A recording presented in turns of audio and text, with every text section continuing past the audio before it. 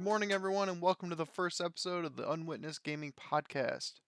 Here we're talking about anything gaming related, and specifically the stuff you don't see when you watch gamers do what they do best, game.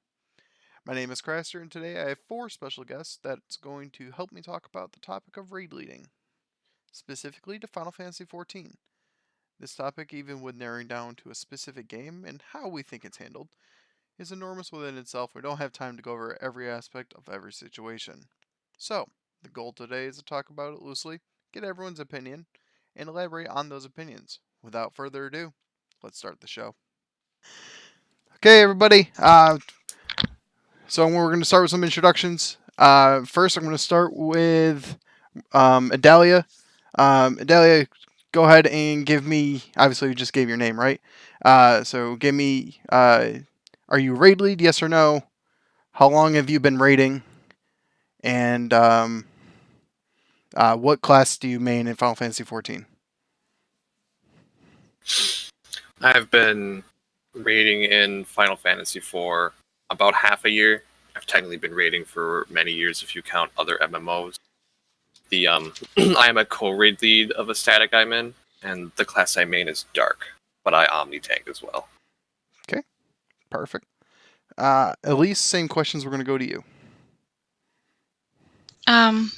My name is Lisa Aries.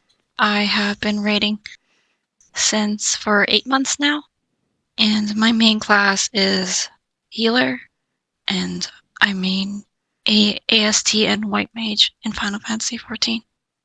Awesome. Hakuto, you're next. Hello, everybody. My name is Hakuto Solderos. I am the raid leader of TGP Ultima. My personal preference for classes is usually the melee. Right now, I'm maining ninja and monk. Awesome. And I've been raiding ever since Heavensward and off and on between Stormblood and Shadowbringers. Nice. Got some extra experience in the game. Not discounting anybody's outside experience, of course. Last but not least, we got the Brewski. Brew, what do you main and so much? Brewski. I main Gunbreaker for my first static, and I'm converting back over to Warrior for my second static. I've been raiding in Final Fantasy for about 6 months, serious. Well, casually serious, if you call it that. But like Adalia said, I've got years of experience outside of it. Okay. And, yeah. Nice. Awesome. So, like I said, I told you all this a little bit before, just so the people listening. We're just going to go over raid leading, your thoughts, your opinions, and such like that.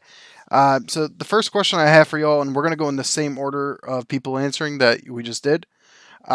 First question is, what do you look for in raid personnel?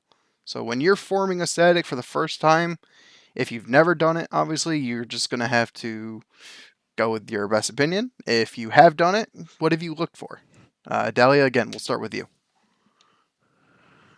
So I have not formed any statics, but what I would look for in a raiding mindset is the ability to cope and deal with mistakes and failure, because those are going to be inevitable. No one can start out perfect. So what I would look for in somebody is their willingness to accept mistakes, learn from it, and continue on. Awesome. I'm going to move right on to Elise. Yep, go ahead. Yeah. So when I started forming Team Godpool, which is the static that I'm currently in, I sort of, I guess, hopped around different statics before then and to find out, I guess, the things that I didn't like about certain statics and the things that I did like about certain statics, and then sort of molded my own leadership rating philosophy. Long story short of all that is that I know that when I first started to create my static, that we will not be world first clears, that we are not going to be the fastest parse runner. But really what I guess was looking for to answer that question is a common collective rated mindset for that, and that baseline is that somebody who is always willing to grow and always willing to improve themselves, and be in a constant state of wanting to get better, and just simply being open and being okay with communication with your group. Those were the qualities that I looked for when I started interviewing people. It does go into more detail, obviously, but that's just the foundation of what I look for into people. Sure. Yeah, gotta have a foundation. Absolutely. Hakudo, what about you, buddy? On my end, what I really look for is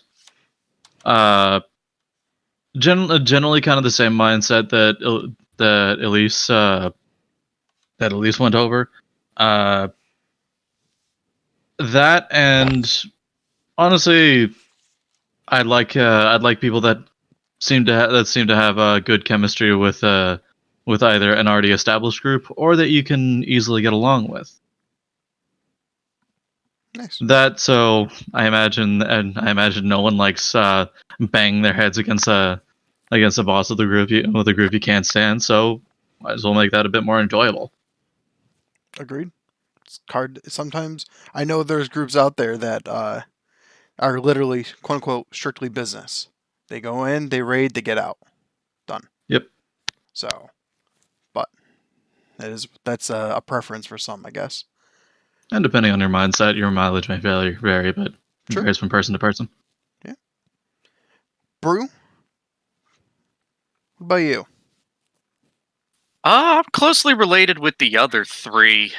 When I started the Wipes on Trash static, it was mainly just mostly FC idiots trying to actually do hard content we weren't really prepared for. And as we progressed further, we started going into Party Finder and actually finding people, which is how I essentially did my recruitment or through roulettes and stuff, just trying to find, like they all said before me, just various like-minded people willing to improve upon themselves if parses are taken into account and all that, so that they can go, hey, all right, I can do better next time.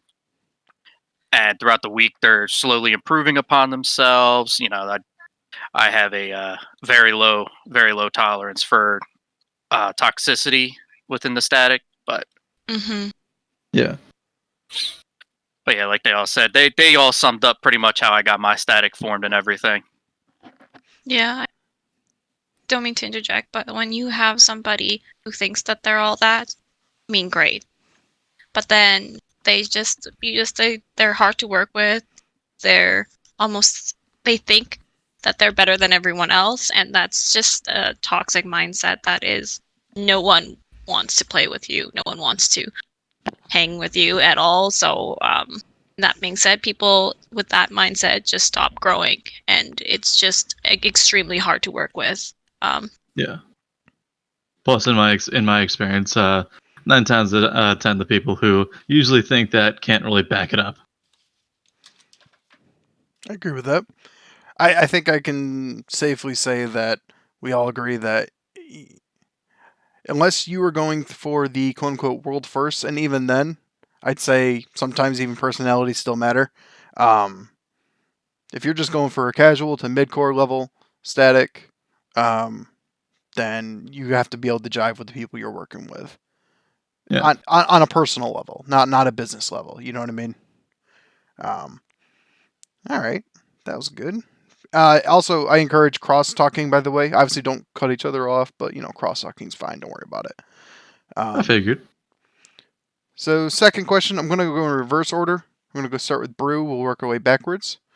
What do you enjoy about being a raid lead? Try to bring a positive spin to things. People always look at it negatively, so. Well, a lot of the negative stigma is just from the actual counterbalancing of the whole group situation. Usually, a lot of people look to you for guidance and answers. And what I like about that is pretty much being in a leader type role. It kind of stems from I guess how it was when I was younger working, I didn't really have a lot of guidance from most of my coworkers and stuff. So even in the games, I try to incorporate if anyone needs help, at least I'll be able to willing to help them. If I don't know the class like the back of my hand or something, we have the Balance Discord, we have the Balance website. There's 1,000 different articles I can show them, I can link them, I can help them out with anything that they need help with. Versus different YouTube, different 14 tubers and exactly a lot of guides on the forums and such. And one thing a lot of people always think about raid leads that we're these stuck up snobby people that we're only there. We built the group. We let everyone else take care of everything, and it's not really the whole truth. Because even after raids, if people have any concerns, questions, it does come to us if it's not discussed within the group or brought to someone else's attention. And that was a actual issue that we had in Watt quite a while ago during the second tier in Eden's verse. Was there was issues being brought to my co-raid lead, which is Craster. The issues were being brought to him versus being brought, always directly to me, because Craster would give me what I consider third-hand information. And he'd say, hey, so-and-so's having this issue with this issue. And I would say, well, did they never get in touch with myself or bring you and me both into it so that the raid lead and the co-raid lead, have the weighing options of how to help the individual specifically. But it's not too, I wouldn't say it's really hard to be a raid lead. You just got to be a decent person with the ability to understand people's backgrounds, their real life situations, and be able to not so much morph, but be able to get the group and the individuals ready in case a real life situation does arise. So this way you don't, always slow the group down. Like, how am I trying to? I had my train of thought and it just derailed. That's all right. How about we? I'll go to Hakuto, and if you think about it, we'll come back to you on that one then. All right. Sounds good. All right, Hakuto. What about you? What do you enjoy? What do you enjoy about being an actual raid lead? I mean, at least, and this comes from my own experience. At the end of the day, raid leader is just member with just a couple of extra responsibilities. I mean, granted, you do have you do have to take care of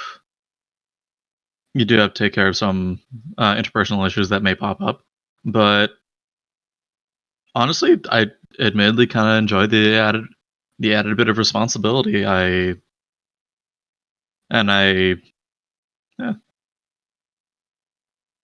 Okay, no problem. We'll go Kind to of Elise. short, but yeah. No, you're good. We'll go to Elise. What do you enjoy about it? When I first started my static, I actually didn't want to be raid lead. I was voted into being raid lead, so that's an interesting question. But over the periods of time, it's been quite beneficial for me that I enjoy being raid lead, is because in the end, when we're all gamers, we're human first, and I do get to set my own rules surrounding being human first. That means I get to take care of people. If people are sick, I get to I guess like what I'm trying to say is there's sometimes some tension and people just want to raid, but then something happens, and as raid leader I get to say, it's okay guys, we get to try this another day. We get to come together because remember, we're humans first, and that's what I enjoy being raid leader, is just being to have a voice and that sort of thing, and getting to set my own rules. That does sound like I am a control freak. I am not. But I guess what I'm trying to say is that when I've been into many raid groups, there's always this coldness around them. Okay, great, you can't join, I mean, I'll find somebody who can and I'll replace you, that sort of thing. That when I created my static, I wanted none of that, and that being raid leader gave me the potential to sort of change the way I looked at statics, and I got to set my own rules in that sort of matter, because those certain things, those certain aspects that I value the most, I got to implement it and create my own craft, if that makes any sense. So that's what I really enjoy being raid lead. I mean, there's obviously a lot of other additional responsibilities that we've already talked about, but which can be hard, and that's the exchange sometimes that comes with that sort of responsibility. But it's to me that it is really important to me that I set the line, set the standards, and that's what I really want.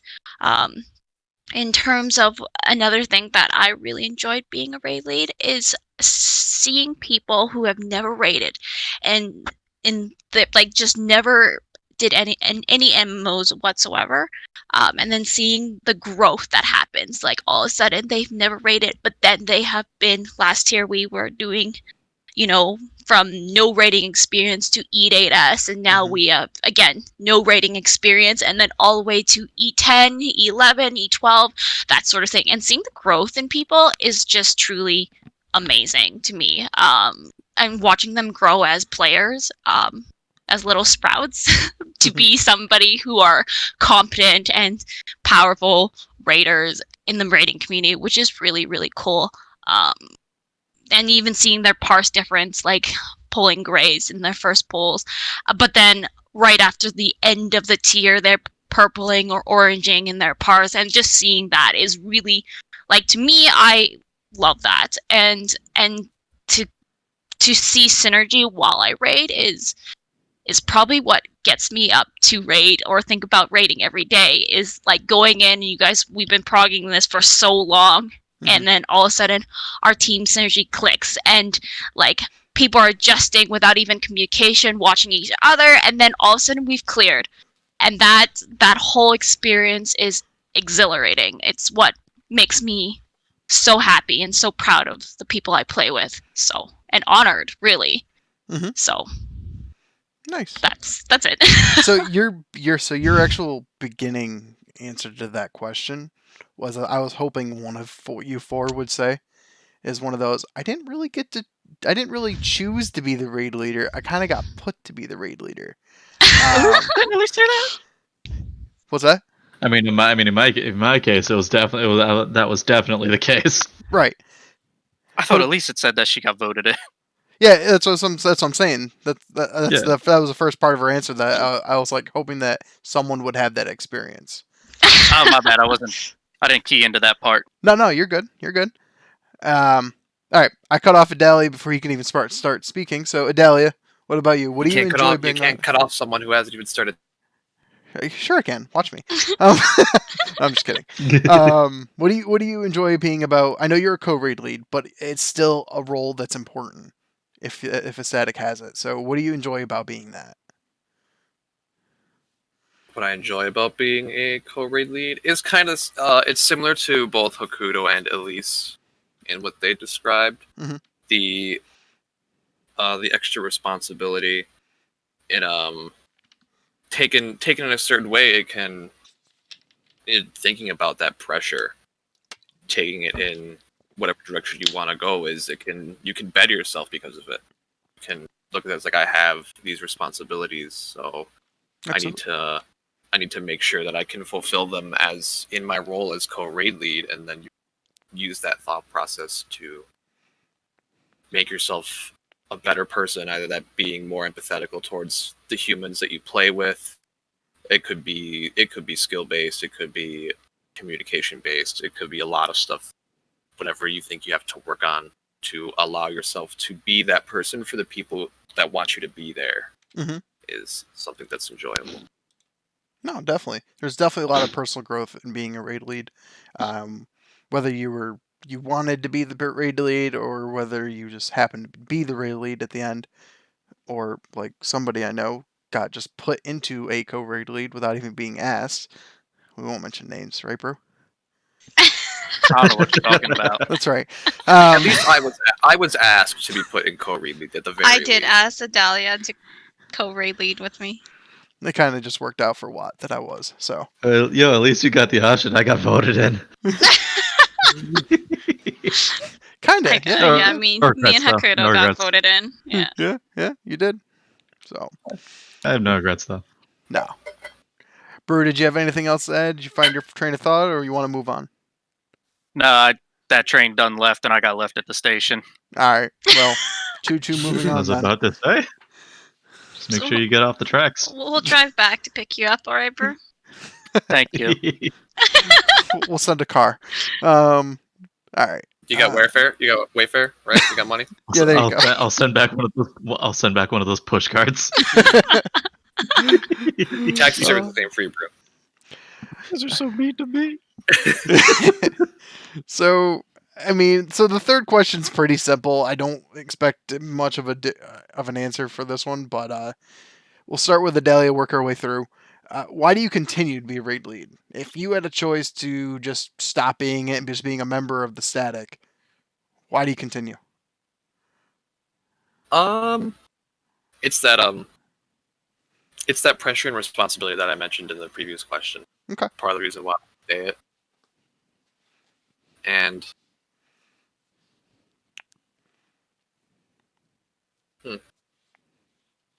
I guess that might be the only reason. I stay co-raid lead because in this position I have the tools at hand. I guess to an extent, for lack of a better phrase, that if something does come up, then I can. It allows me to help. It allows me to be in a position to support the humans that I play with and help anyone through stuff if they ever need it. So the humans, everybody, just so you're aware, he means the other gamers. Oh. Oh, Gamers. not the dogs. Other gamers? What a novel concept. I know, What? right? Gamers in the MMO. That's right. Elise. All the other mega gamers. Elise, same The question. Sorry. Chad gamer. No, you're, Can you repeat that question? yeah, no, you're good. Kinda- Why do you continue to be a raid lead? I mean, you don't have to be. You could say, guys, I want to step down. I want to. Can someone else take up the mantle? Why do you continue to do it?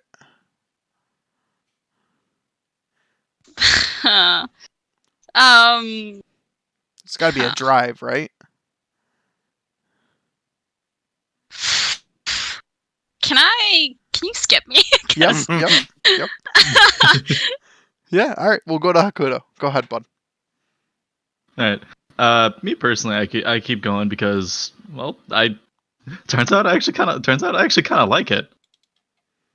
As I mentioned in the previous question, I do admit I do like the added bit of responsibilities that you take on being a raid lead. Mhm. That and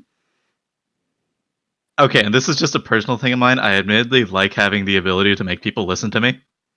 You know what? Use the power. You know what? People could see that as abuse of power, but I'm gonna disagree with that. I think that there's a certain validation of people actually wanting to listen to you. It's not that they have to; it's that they want to. Freeze up for me. There we go. Okay, I'm back. No, you're good. Yeah. But it depending on the situation, and it can be an abuse of power. It can't. It also may not be.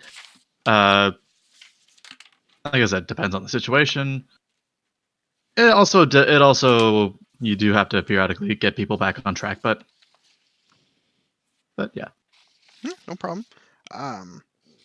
We'll go to Brew. You ever seen the show My Weird Addictions? Yeah.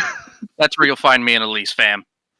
Anyway, now I like it because it gives me a sense of accomplishment as a person that I can lead a small, ragtag group that we couldn't tell our ass from our elbows, essentially, and now we can actually, clear what we're considering current end game hard content, and it just brings a pretty good feeling of success to myself and to the group mostly. And I keep raid leading with that mentality in mind that, all right, next week we'll push a little bit further. We'll push a little bit further. And as a little thing, we now have a new static 8th member. and she's never done Savage, so I'm looking forward to tonight to seeing how, not just myself, but how the 6 other people besides me who have done the fight meticulously, how we're all going to be able as a group to help her out. Because then that shows, okay, from a leader's point of view, me pushing everybody little bits of information on the fight and having Craster also reiterate things, it helps the group, become a single unit. We move with a graceful purpose, essentially, to go through the content. And honestly, I just like raid leading because it's fun to me. There you go. You know what? If it's not fun, don't do it, right? Yeah. All right, Elise, I'm going to circle back to you on that one. That's what it boils down to. Okay. Agreed. So this question was obviously a little bit harder to answer for me. In my group, everyone knows that I try to pass raid lead all the time. I try to give it to somebody else. I'm like, here, you're raid lead, you're boss. Let's go. You got this. Yeah. I just kind of shove the responsibility because personally, well, that's why I've asked Adalia to be raid lead so I can continue shoving responsibilities over him, and then I get to do the fun stuff, which is talking to my teammates, doing recruitment, finding out what matters to me the most, and in that sort of retrospect. And that's why I continue to be a raid leader, because I kind of want half the fun part, and then I want to give all the responsibilities, because Adalia does like responsibilities, so I like to just give the responsibilities while I get to do the fun part of raiding. So that's why I enjoy that's continuing to be a raid lead just for the fun stuff. I know that's kind of twisted and a little bit manipulative, but yeah, I guess that's the difference why I don't want to be a regular raider. Or somebody that's everyone in my static has a voice, so I think that if being a raid leader gives you a voice, to me personally, I don't think that it is part of the raid leading. It's just part of everyone. Everyone has unique mindsets, and everyone has unique personalities. So they do have a voice no matter what, even if they're least opinionated or least liked. The opinions is least liked. But long story short, I guess, to wrap it all up, is that the only reason why I continue being raid lead is because I've got somebody else to carry the weight while I get to run around and do the things I want. So you know what? I don't hear Adalia complaining though. That's a good point you make. Not out loud anyway. What's said behind closed doors between you two, but not out loud. I haven't heard him complain yet. So there you go. But in that aspect, even though I do push a lot of responsibilities to Adalia, I'm not afraid to have a sit-down conversation if I have any issues with anybody, just to understand their viewpoint. Confrontation is something of my strong suit, even though it's not a lot of people's strong suit, but it's something that I have worked with in my own career, that I had to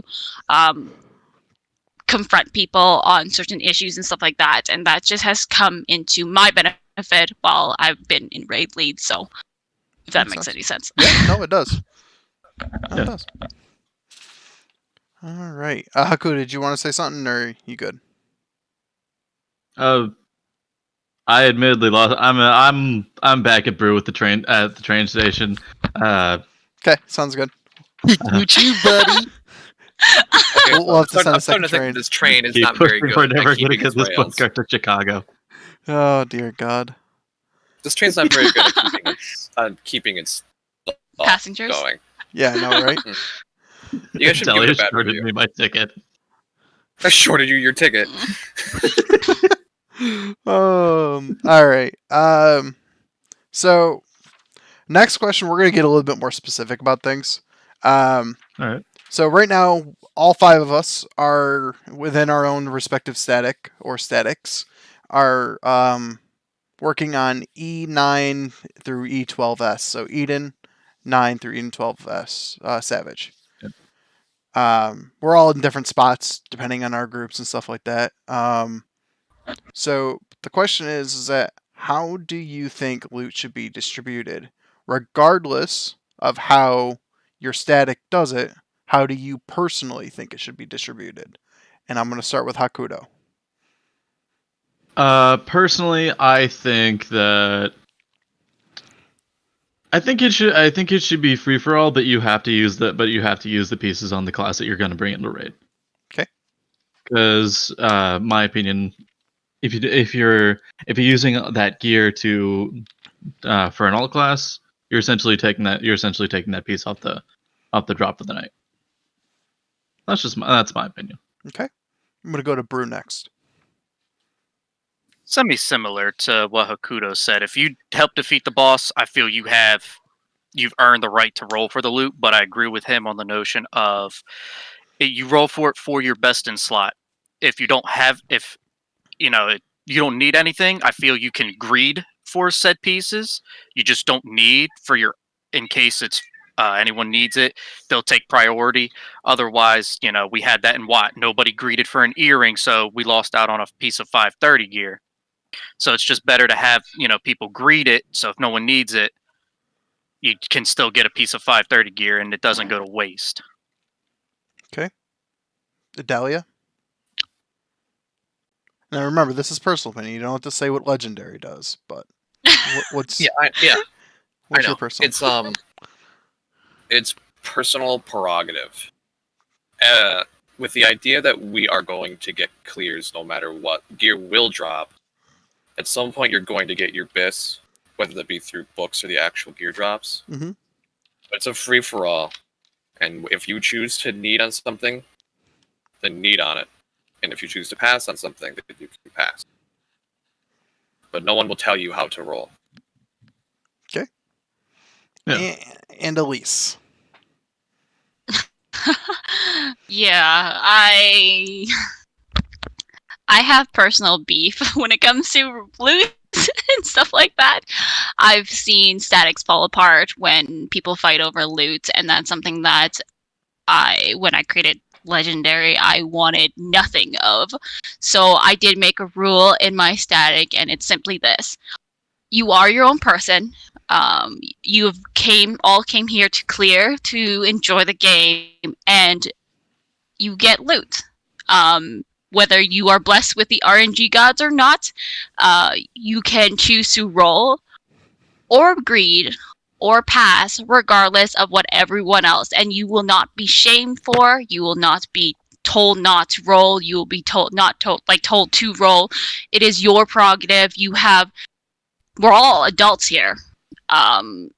At least in my group. So I say that if you want to pass because you want to give somebody their best, then you can do so, but no one's going to tell you never to pass, or no one's going to shame you for not passing. Even if you want to roll for your alt, then you roll for your alt, because like Adalia said, at the end of the day, we are not going to be the fastest clear raiders out there. We're aiming for world first clears. We want to get through the content. So if you take a little longer to get your best, then you'll take a little longer to bit. But eventually, we've gotten to the point, especially in last tier, that we just cleared so much every single week that eventually everyone got best on their mains and alts, all at once. And that's just because we came together and kept playing, and that's all I really want, is people to just keep playing and not fight over something stupid as loot wise. And if we take a little bit longer to clear, we take a little longer to clear. I'm not a sprint raider. I'm looking for the enjoyment of raiding, and if it's a little enjoyment to struggle, then it's by all means I do it over again in a heartbeat. Okay. Side question to that for everybody, and you can all decide who answers this first. It doesn't matter. What do you think about the groups that funnel the DPS say first, the loot? Make sure that the DPS get their. Obviously, it's a personal opinion, but it's one of those. How do you feel about the people that funnel DPS for loot first, then the tanks and healers get it afterwards. As I know some of you play tanks or healers, how would you feel about that? I mean, if it's a agreed upon Exactly. thing, then Yeah. I have no quarrel with it. I mean, Absolutely. Yeah, if ev- all 8 people in that static agree, then it doesn't matter. It also depends on the mindset you're going after. Exactly. It is the mindset you're going after. Are you going after the quickest clear because you're on a time limit, or you are are you just enjoying the game and rating and eventually getting through content and getting growing, and so you can't rush sometimes. Or These the sort of higher things. tiers of mid and hardcore progression. All right. yeah, like I think everyone as part of team DPS, but if you want me to be specific, I guess, to answer that question, I think DPS does play a part in winning the fight. However, the DPS cannot win the fight if the healer and tanks do not do their jobs and do not have gear for, let's say, simple mitigations or something like.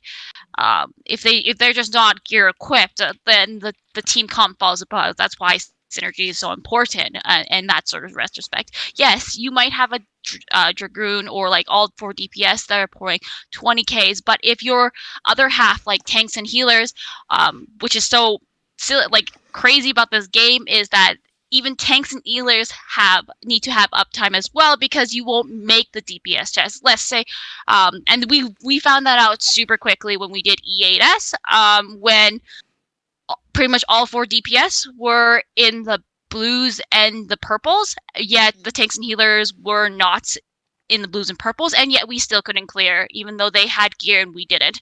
The disparities between that fight is so tight that everyone needs to carry their weight in damage and their job roles. So that's why it's a little bit different mindset, but it does contribute what the team comp has, what the abilities of each player is, and that whole entire synergy for the fight. Because at that time, the narrowing margins of clearing that fight were so small, and if people got damage downs, it's a loss. If people made mistakes, it's a loss, and that's why tanks and healers didn't have to pull their weight in DPS.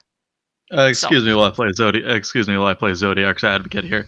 But that on the flip side of that argument, gearing up the DPS first also means shorter fights.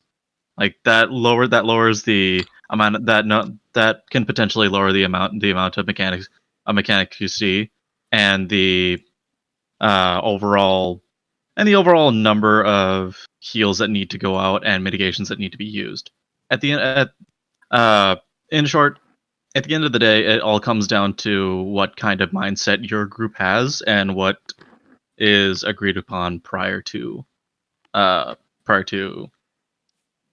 loot actually dropping. I will play Heidelin's advocate to that one. The way this game has been, that's somebody might have broke there. The way this game has been designed in terms of its classes, which is strikingly different to how WoW has it, is each class's performance and then that person's role, or the role and class performance, has domino effects to each other role that's in that current raid.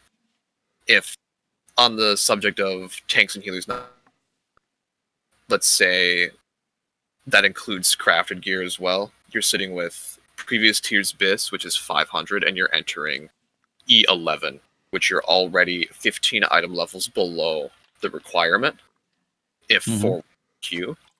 And there's a legitimate chance that you're taking a tank buster, even with tank buster CDs, that you may die without extra protection past what it would already be basic.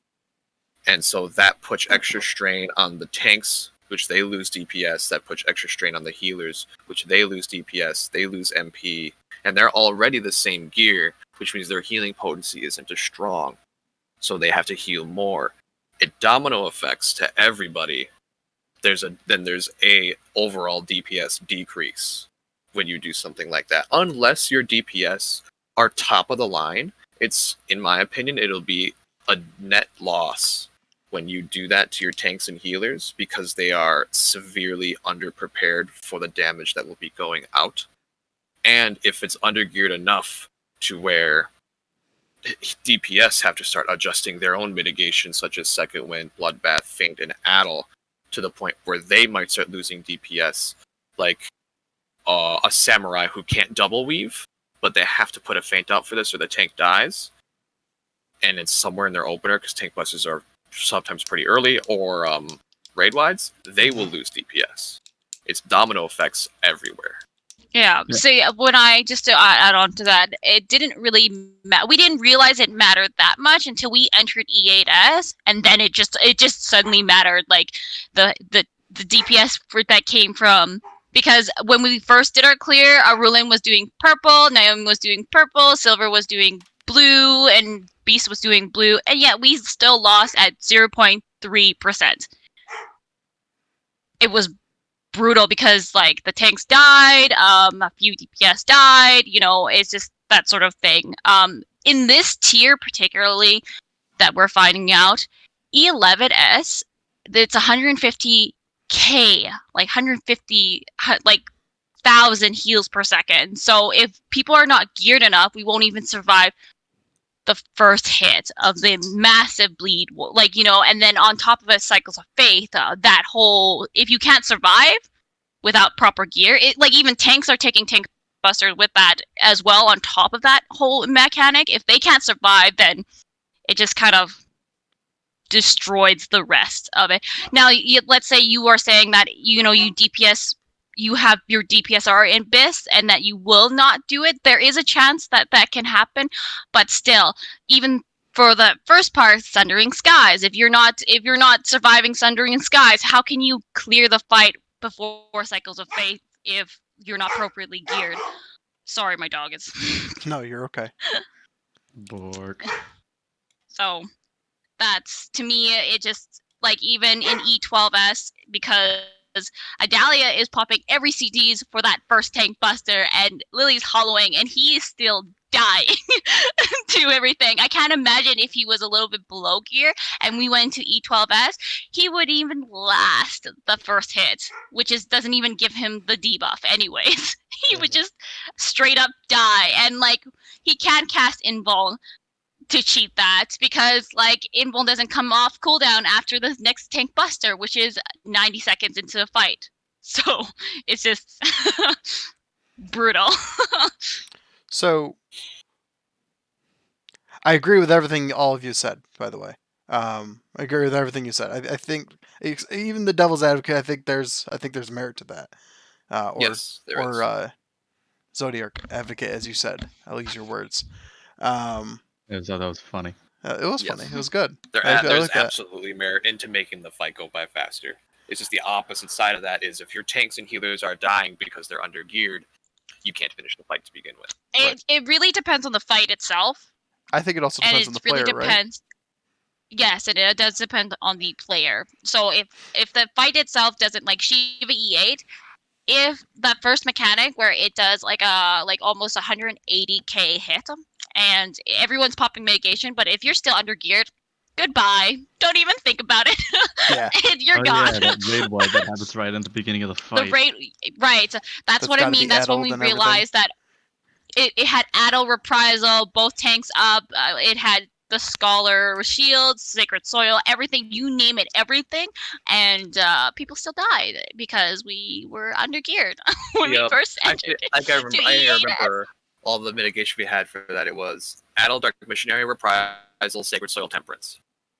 I did 5 things up. And Did we you have still Sucker died as because well, half or of no? them. What was that? Well, yeah, crit Adel. Okay. Yeah. With tactical. Basic Scholar opener. Gotcha. Okay, I gotcha. And then Jay ended up popping Sephiroth as well, which is another mitigator, but we still were like, had no health for the healers. We almost died every single time. Wow. It's crazy. It's bad you didn't But have that a first res mechanic, like, you can. We did. Naomi was res mage, but Oh, was she? I thought she would be summoner. Yeah. Alright. That's cool. Yeah, she red mage for E8. she main red mage for E8, yeah. Nice. But then we got gear, and then everything just seemed better, I guess. But that was the point where the gear loot was unlocked because we just started so late in the tier. Mm-hmm. So we Makes just kept spamming, the whatever to get bis for our mains, and then we went back into E8, and everything happened way better. But I remember the first time I was like, oh, I don't even know what to do. You're all dead. So what you're saying is eye level actually matters. I mean, I think that what I'm saying is the minimum eye level is there for a reason.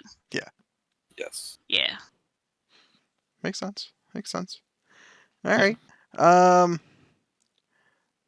Last main question. I have a couple side questions. We'll see how long those take too. But what qualities do you think we're gonna go back to the raid lead aspect? What qualities do you think is needed to run a raid tier as a raid lead? And we'll start with Adalia and go from there. Can you say that question again? Yep. What qualities do you think is required to run a raid tier? It's not just a single fight, the entire tier. However long that takes your Qualities. group. What qualities as a raid lead is required to Mm-hmm. raid lead an entire tier? Yep. Patience. Oh, for sure. Honestly, that might be the biggest thing. If you trust in your static, in the people you play with, in the gamers, as Craster put it, that you raid with, and you know that at some point, however long it might take, you're going to get your clears, you're going to improve, you're gonna get the boss down. Patience is the most important thing. Okay. Patience with yourself and everybody else. Oh, definitely. All right. Yeah. Hakuto, go ahead. Definitely. I'm actually gonna go with Adalia on this one.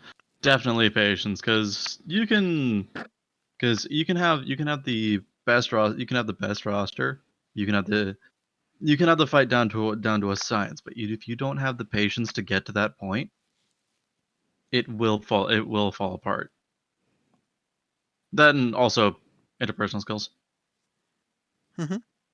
Yeah. Because You're talking to people, so yeah, because you need to remember, it's not just you in there. There's 7 other people, and sometimes conflicting personalities are that's just gonna happen. Yeah. Elise, don't give me patience. Give me something else. I won't give you patience. I think the main thing running through a entire tier is consistency in people. If you throw people into a room for a couple hours, they'll eventually figure it out. Whether they're want to or whether they stay with your group is really important. Consistency with your entire teammates. If somebody doesn't show up, or somebody you have to sub in somebody else who, like, especially during prog, you grab somebody else who may not know the fight as well as your knit tip group, and therefore it's backsex prog, which is why it'll tie into patience more often.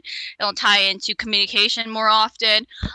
But the main thing to lead an entire tier is actually having the scheduling match with everyone else's, and to me that's the most important part. If you have conflicting schedules, it's it's really hard to prog. B, it's really hard to even get the thing started up, to practice, to prog, to ever continue, let alone grow and raid all in general. You can't, like, that's the basics. If people don't show up, you can't raid. End of story. You can't raid, you can't prog, you can't go through the tier. That's the beginning point. There was a point where we had to switch our raid times because somebody's work schedule, and everybody was in agreement, but it was really difficult to prog because we were doing our raid times cut short, and then it really slowed down our prog. So but it was good that we kept everyone together and we didn't really pull people in. We only needed to pull people in when it was absolutely necessary. But yes, the amount of going through a tier. I mean, the amount of people that come to a static group, there's a lot of dedication. There's a lot of time, and we have to be respectful and honor that time, people's times, because they're doing this not because they need to or anything, they want to, right? So those timings must be respected. And as raid leader, I do get a little bit on people and be like, hey, you're kind of late, let's go, like, let's respect people's times, because that, people have lives outside, and to ask somebody to wait for you because you didn't want to show up on time, or like didn't have a good excuse to show up on time, is a little bit kind of like insulting to other people's, like 7 other people's times. So that's ones I'm a little bit harsher on, but yeah, in essence, is that is a quality that a raid leader needs to be on top of, because you need the party group to get together in the first place and then organize a schedule with that. So Yeah, that was long-winded. No, it's okay. Brew, before I pass it to you, because I want you to answer as well. I want you to think about WAT a lot on this one, because I know that we haven't always had the consistency in WAT for same people. You know what I mean? What other quality have you had to use or something like that to get you through times like that? Besides patience, obviously. Mostly outside of patience, it's been being able to communicate on a one-on-one level with people that are underperforming, in distress, or are just generally upset with something that happened that night or a previous night. It's also, like Elise elaborated on, with people having real lives outside the games. We've had multiple instances where, real life would get in the way.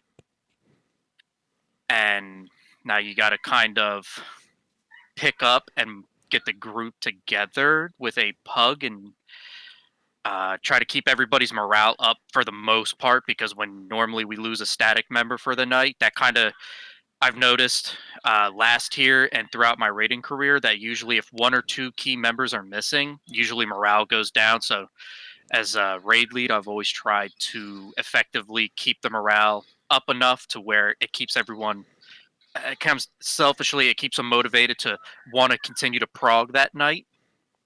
Mm-hmm. Definitely.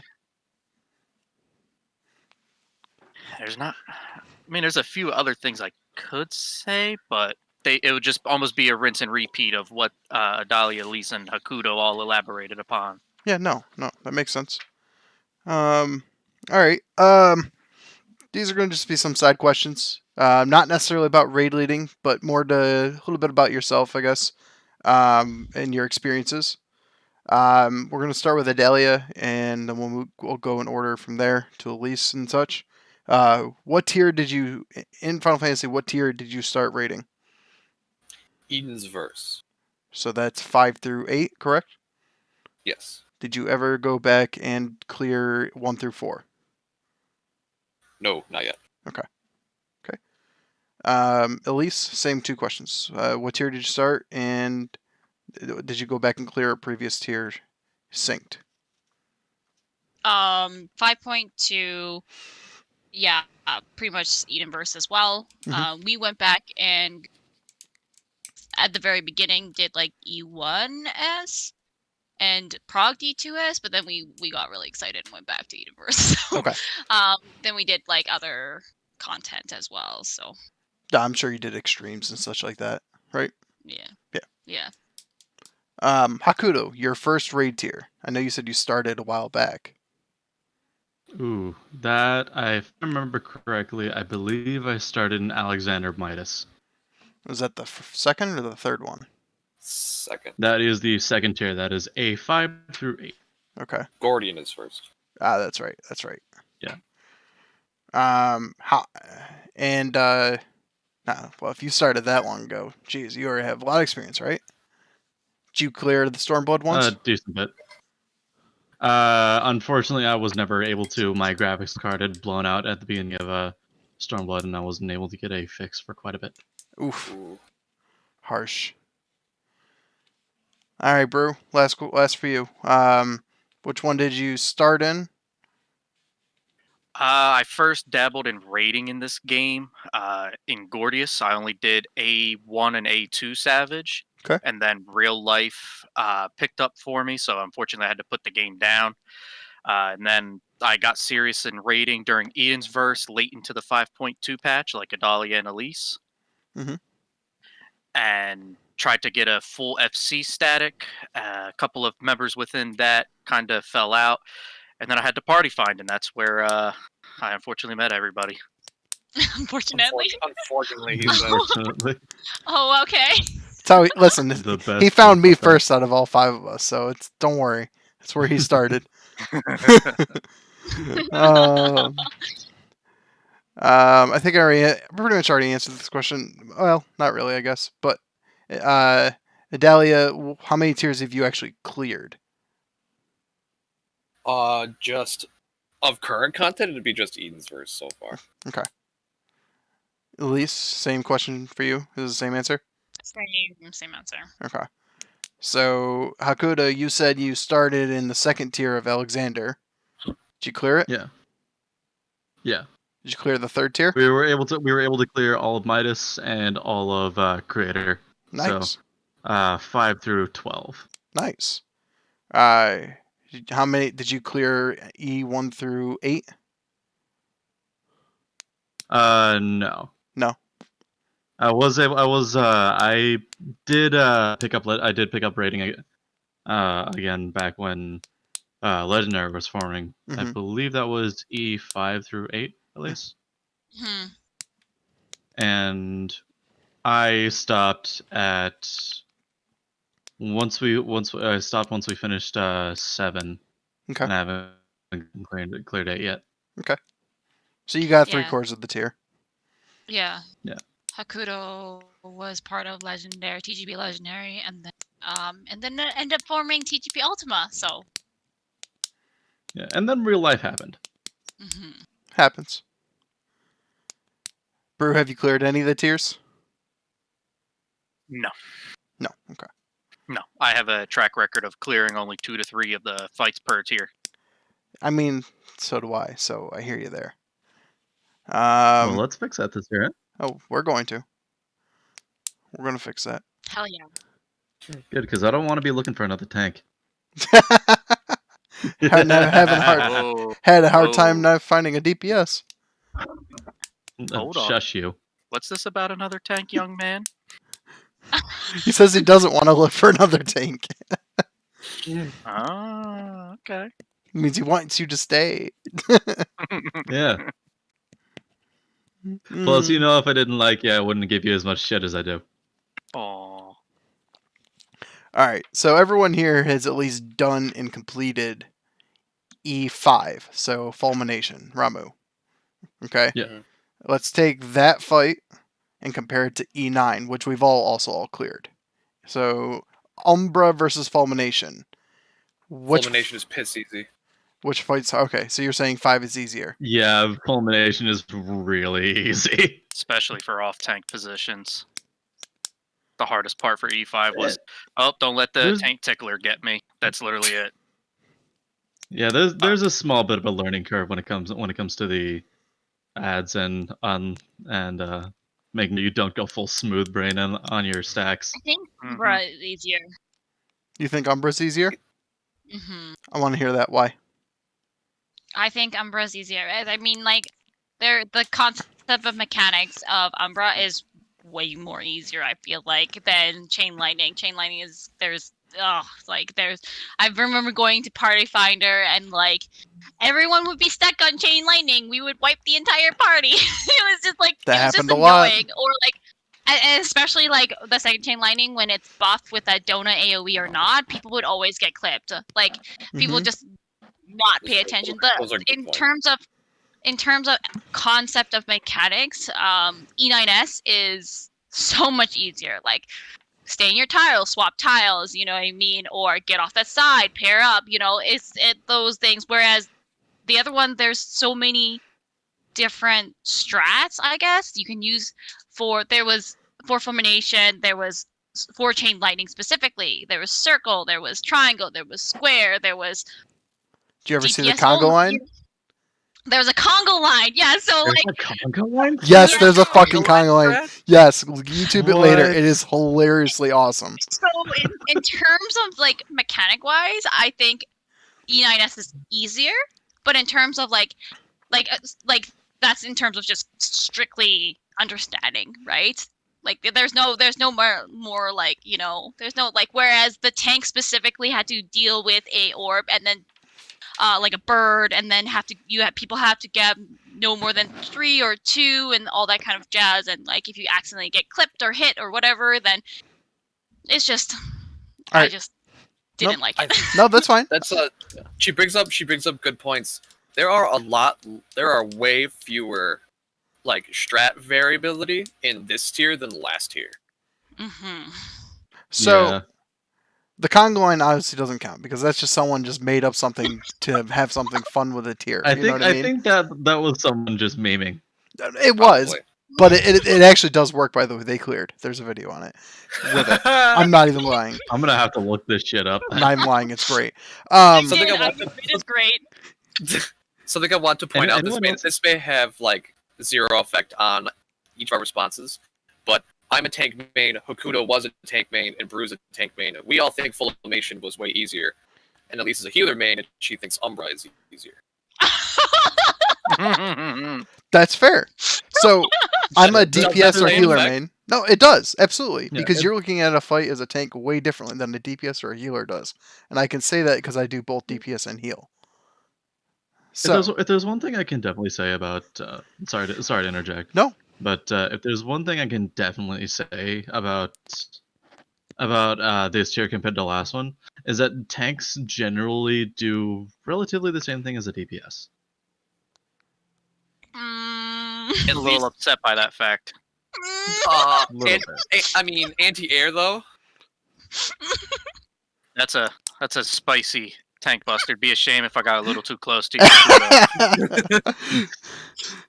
But in I reality, I mean, besides using diff- doing tank mechanics, you're doing the same thing. But that's you can say the same thing about healers. Besides doing specifically tank mechanics, you're acting as a DPS. You could say the the same thing about difference healers, between- though. I mean, go ahead. I mean, Nadia. granted.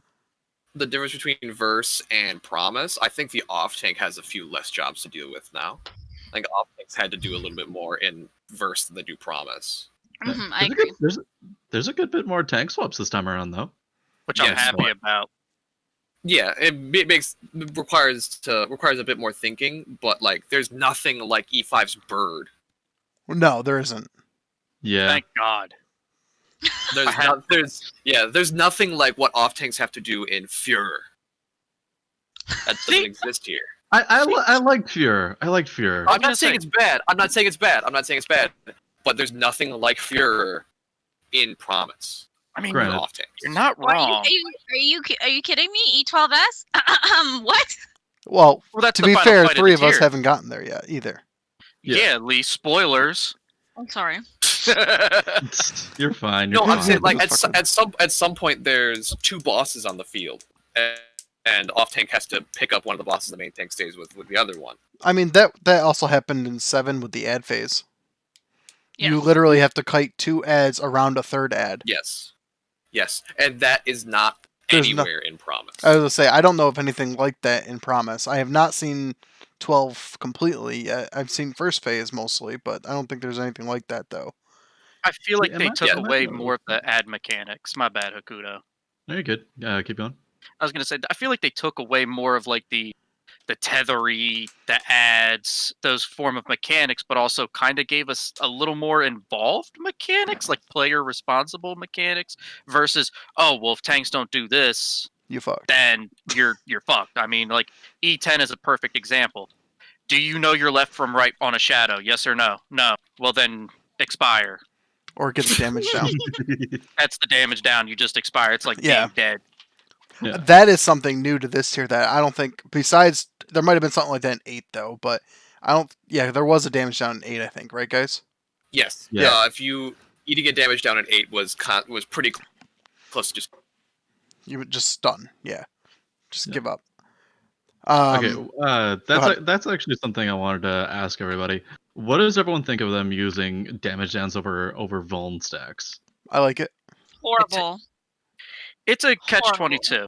I agree with Elise. It is horrible. I would rather take the Vuln stack, but for a prog perspective, it's good. It allows your group to see more of the fight versus, oh, well, you can't tell your ass from your elbow. Pah! At least it's like, oh, well, you messed up. Everyone took a lot of damage. You have damage down, but you can still see a couple more mechanics. Which means you can work on those couple more mechanics and get everything else right. I think I'm gonna go with Hakuto. It makes the fights increasingly tighter. It does. Down. It means that you have to learn your job and you learn the mechanics, right? Yeah. Mm-hmm. I'm gonna go with Hakuto. So I'm coming from a DPS as a red mage, and then a white mage for my other static. And as I would rather have the damage down for both than a Vuln stack. Because a Vuln stack is going to get me killed or make me raise more either way. Yeah, because in my opinion, Which is a vuln DPS stack, down anyway. Because in my opinion, both when it comes to vuln stacks and when it comes to vuln stacks and damage downs, like vuln stacks put way more pressure on the healers. Mm-hmm. As opposed to now we're seeing that pressure shift from the healers to the DPS. Everyone always says he always adjusts. Nah, That's DPS true. now have to adjust. The means have changed. As a tank main, specifically dark, I already don't deal a whole lot of damage, so a damage is even further detrimental. If I get a vuln, I could just pop another CD. See, here's the thing about the difference between, for me, why I rather have a Vuln stack than a damage down Vuln stack. I can heal through it or raise if I have to. You just try not to take another Vuln stack and you might not die, right? But and those things I can predict, and that's what I like to do in a fight is be able to predict several moves ahead. With a damage down, if everyone's taking damage down, I can't tell when what percentage the boss is going to hit with the next major mechanic. So, but I can gauge it. But if everyone takes 25 seconds, that means there is a good chance, if we are really tight on DPS, that we will not clear. We'll do all this work and we cannot clear.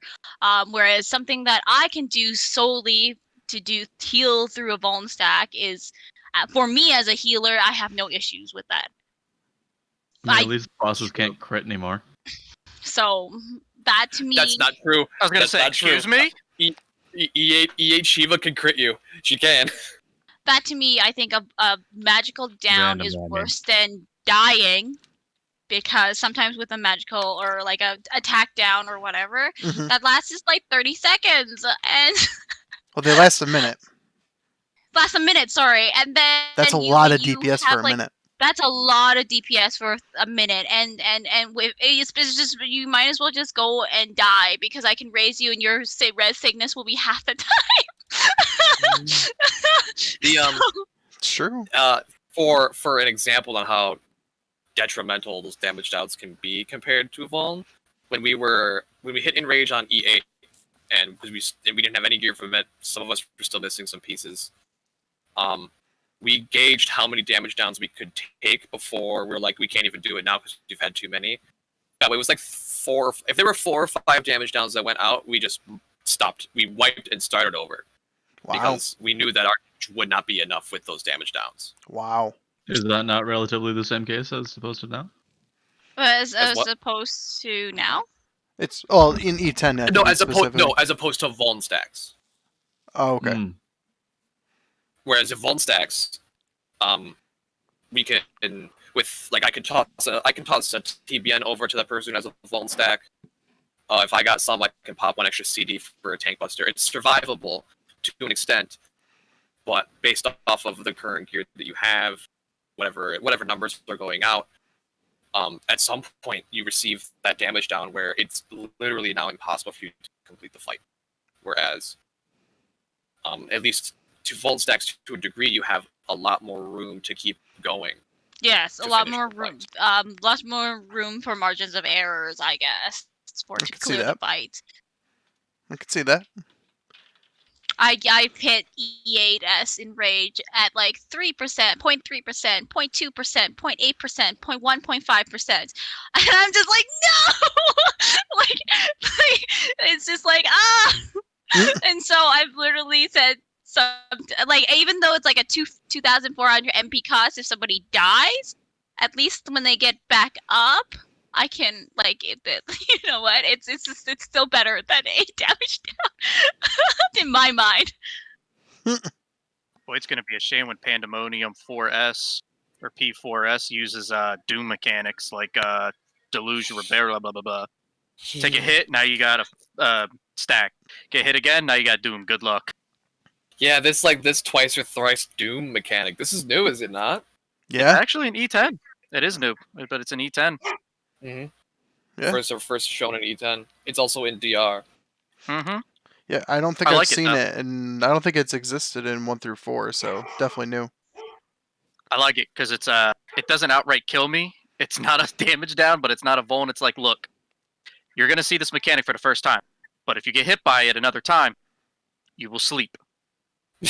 Okay. It's mistake allotment. You now know your margins of error Mhm. without receiving a detriment until you've expended your margin. And but that's permadeath, right? It's Doom. Right. Well, that's Yeah, what I'm you're saying. gonna It's die. it's perm death. It's not. No, it's not perma. Okay. But Yeah, I don't think they've been it's doing expected that permadeath in- every single person will get doomed, so the raid will just wipe. Oh, But you okay. could raise in the middle of that happening, and then you'll be able to raise people if you survive long enough. I Gotcha. don't think they've been doing permadeath ever since. DR Savage has it. I say I thought DR Savage had permadeath. Yeah, it's the same thing as Eureka. You can only raise using the lost actions or LB3. You can't use normal raise on somebody. Or Indeed. the re-arise or whatever. Mhm. Yeah. All right. Mhm. Well, I actually only have one last question. See how this goes. So no, I'm gonna make the assumption that nobody here has touched an ultimate fight in Final Fantasy 14. Correct? We have, but we Or- haven't cleared. Okay. We spent a full instance time in UCOP. Okay. So Well, you guys Adalia can and look Elise up have, another right? route. Sorry, Hakuda, hold on one sec. Adalia and Elise, you have touched it? Hmm. Okay. Mhm. Hakuda, have you? I have not. Okay. And I know me and Brew haven't. Unless he's done with it without me knowing. He Where has. he's like, okay, now it's time to pull out the teak on regular weapon. With Hiding from- whistles and perfect legend. It can only be so wet. Oh. Uh, All right. That actually kind of changes my question a little bit. So I'm going to start. Elise and Deli, you two are going to go last on this one. I'm going to start with Hakudo and Brew because we haven't touched it.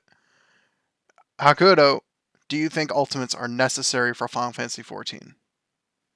honestly, I would say yes. necessary. Like when it comes to clearing out Savage. Once you have a fight on lockdown, that's kind of it for a tier. Ultimates, I think, add a bit more longevity in the game for people who are looking for that style of content. Okay. Like me personally, I really want to get my hands on that new ultimate once it comes out, and I will gladly be pushing for that. Okay. Brew, what about you? Do you think they're necessary for Final Fantasy 14?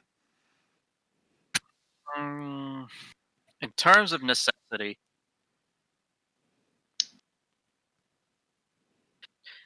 I wouldn't. They're necessary in the regards for the higher end players. Let's be realistic here. Mm-hmm.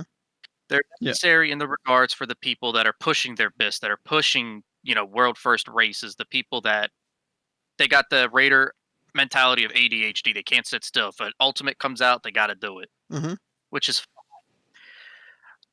personally for me. I'll do the ultimate when I'm level 120 or something. I don't mind waiting for the ultimates and stuff, but I'm not, what was it when they postponed the current ultimate and people lost their coniptrum about it Mm-hmm. in a Right. messed up. Half of those people aren't even gonna do it. Yeah, and It's a fair point.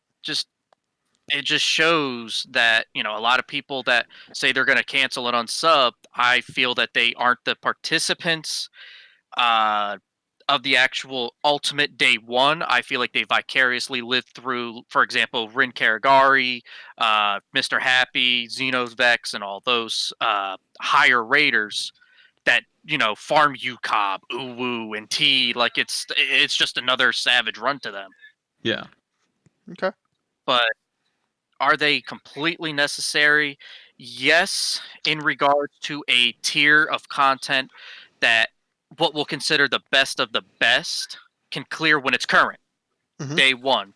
We'll consider that the best of the best. That's a badge of honor. Mhm. But they It's also bragging rights. It's bragging rights and glamour, essentially. that's all it's bringing is a glamour, bragging rights, and that's it. As a real piece of the game itself, are ultimates really necessary? Not entirely, because if you're not gonna, it's all up to the player's perspective. If they're not shooting for ultimate, they don't care about it. They don't care about Savage and all that. They want to do, what intrigues them in the game, which is a multitude of reasons. Mhm. You Yeah. got your crafting people, you got those mentors, you have people that just do the end game dungeons, normal raids, and all that, and they're okay with that, and that's perfectly fine. So ultimates are necessary in the sense of the elite of the community, and just as a gamer, I think it's more of a self. You're pushing yourself to complete content that is considered the hardest anything Final Fantasy 14 can come up with. Okay. Yeah. That's fair. All right. Elisa and Deli, you guys can decide who goes first. But same question: are they necessary for Final Fantasy 14 Ultimates specifically? I can go first. Okay, Oh. go right ahead. It really boils down to what you're looking for when it comes down to rating. Are you looking to have fun? Are you looking to have a name for yourself? Then that changes whether it's necessary or not. If it's both, then great, because those are not mutually exclusive Mhm. to each other.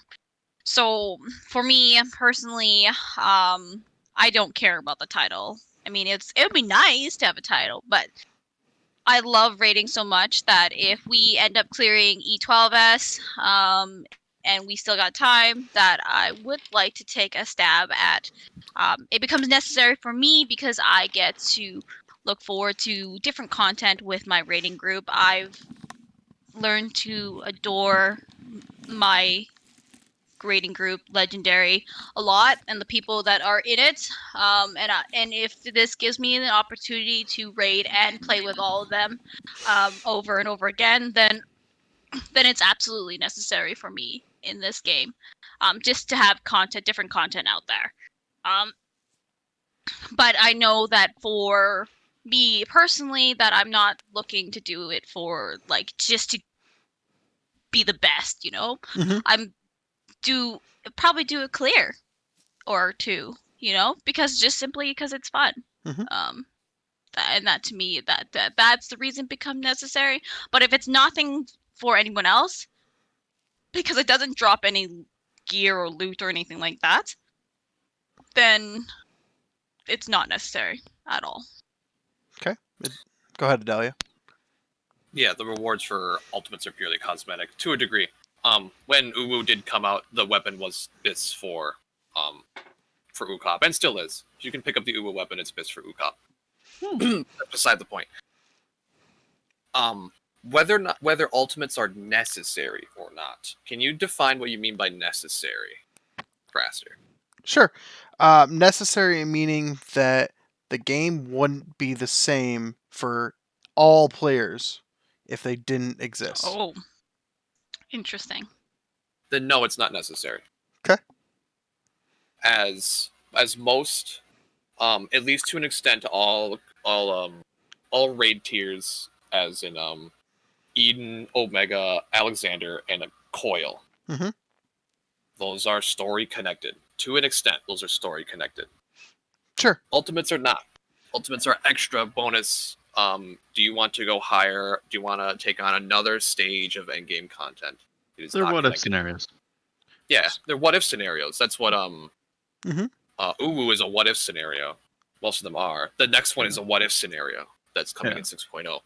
They, by that definition, they are not necessary. If they were not here, Rin would still be playing, Happy would still be playing. Everybody on the Ultimate Discord that I'm in that has resources on every Ultimate would still be playing. Mhm. If they never existed. That Discord may not be there, but they would still be playing. So no, I do not think they are necessary in that regard. However, Yeah. I do want to say something that Hokuto talked about, or I both, or they got Hokuto and Brew, is that like ultimates are like put you a cut above the rest. Kind of, is that what you guys were kind of inferring? I actually am inclined to disagree. I'm part of both Rin Kiragani's Discord and the Ultimate Unleashed Discord, which both have resources on the Ultimates, and Mhm. people who have cleared them. Some of them have not cleared E12. Just because Or you can cannot clear E clear does currently. not mean you can clear Savage. They are completely different in the way they have to be handled on a player basis and a mechanic basis. So I disagree that Ultimates put you a cut above. It's actually just a totally different form of content. ET is not inherently harder than 12. It's a longer fight. UCOB is a longer fight than E12, but it's its own set of mechanics, its own set of difficulty. They should not be compared because it's a totally different style of raiding. Fun fact, before I let Hakuto speak, did you guys know that amongst, from what I've seen on Twitch streamers, Discords that they own, and so on and so forth, most consider T to be the second hardest fight, and Ukob's actually the hardest fight out of the three. Mm-hmm. I heard that too. Uwu is the quote unquote easiest. That doesn't mean it's easy. Then T, and then Ukob's the hardest. Pharaoh has said that. Happy has said that. There's Zeno, I think, he even said that. So, I can kind of see that. but you would think because T is the newest one and has a higher eye level, you think that'd be a harder one, but it's not apparently. But what were you going to say, Hakuto, in regards to that? In regards to the difficulty of the ultimates, I actually am gonna go with a bit of a Dahlia's argument. It is a fundamentally different style of rating. Like I said, I have never personally set foot into the ultimates. Mhm. I would like to, Mhm. but from what I've seen, there's a lot of different. There's a lot of it's a lot of precision. Like this thing goes off at this thing goes off at this time. If I have X mechanic, I need to go to Y spot or what have you. Mhm. I agree. All right, guys. That's all I had for questions. I really appreciate y'all coming out. I'm gonna let you open it up for final thoughts or any other comments you want to make. Brew, we'll start with you. I'm good, buddy. All right. Haku, go ahead. Well, two things. First off, I like how we completely derailed from the original idea about this, like the whole raid leader bit. Oh yeah. These side questions were meant for just to get the viewers and everybody that's listening a little more insight on how you guys think. Yeah, but final in closing, at the end of the day, raid leading is, my opinion. You remember, few more responsibilities, the things are gonna happen. How you deal with them is up to you, but you just need to know that they are going to happen, and and honestly, you just gotta have faith in your raid team. I agree. Elise, final thoughts? I think first off, I am honored for you to consider me in your podcast. This is obviously my first one, so I've never done this before. So I appreciate and thank you for thinking about me, I guess. Don't really know if I said too much or if I didn't say enough or whatever, if I'm missing anything. But, and again, very appreciative. My final thought is you are also a raid leader, Craster, and I would like to hear your thoughts on those same questions, maybe another time.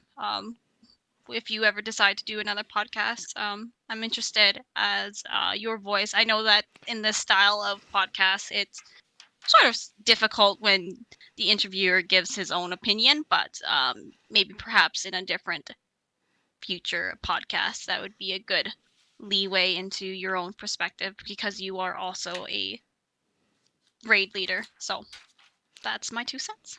Appreciate that. All right, Adalia, and then I'll give my final thoughts. I'm definitely also honored that I was considered for a raid leader podcast since I have not done a whole lot of it.